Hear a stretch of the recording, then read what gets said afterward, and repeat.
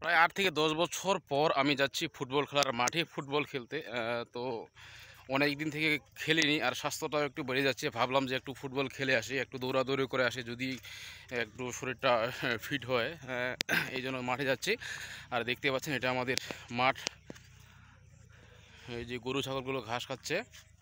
এখন এই জায়গাটা ফাঁকা আছে, আর আমাদের মাঠ হচ্ছে ওইদিকে। ওই যে দেখতে পাচ্ছেন পিছনে পুরাটাই ফাঁকা মাঠ। তো এটা প্রফেশনালি ফুটবল খেলার মাঠ না, তবে এটা আমাদের শ্মশান ঘাট।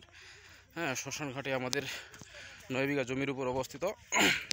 ওখানেই মূলত আমরা খেলাধুলা করে থাকি, আমাদের গ্রামের ছেলেগুলা খেলাধুলা করে থাকে। এটি হচ্ছে আমাদের কুলিক নদী। নদীতে পানি কম থাকায় এই যে বাঁশের ধারা দিছে এখানে।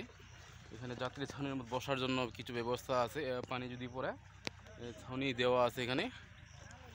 আর মনে হয় নৌকা বাঁধানো আছে ওইদিকে, তো নৌকাটার দিকে নিয়ে যাচ্ছি। ওই দেখতে পাচ্ছেন নৌকা ওখানে বাঁধানো আছে। তবে যখন নদীর পানিটা বেড়ে যায় তখনই মূলত ধারাটা ডুবে যায়। ধারা ডুবার পরে থেকে মূলত নৌকাতে যাতায়াত করে থাকি। মূলত আমাদের গ্রামের মানুষ সাধারণত কাঁঠালডাঙ্গি বাজারে বাজার করে। আর কাঁঠালডাঙ্গি যাবার রাস্তা একটাই আমাদের, যদিও রাস্তা আছে অনেকটা ঘোরা, এদিক দিয়ে যাতায়াত করে থাকি আমরা। তবে এই জায়গাটাতে একটা ব্রিজ যদি হয় তাহলে হয় আমাদের সুবিধা হয়।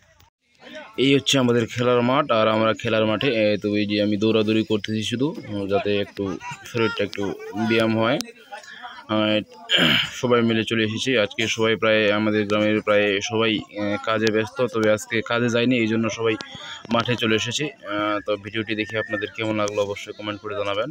আর মাঝে মাঝে খেলাধুলা করা স্বাস্থ্যের জন্য ভালো এবং মনের জন্য ভালো, তাই আর কি।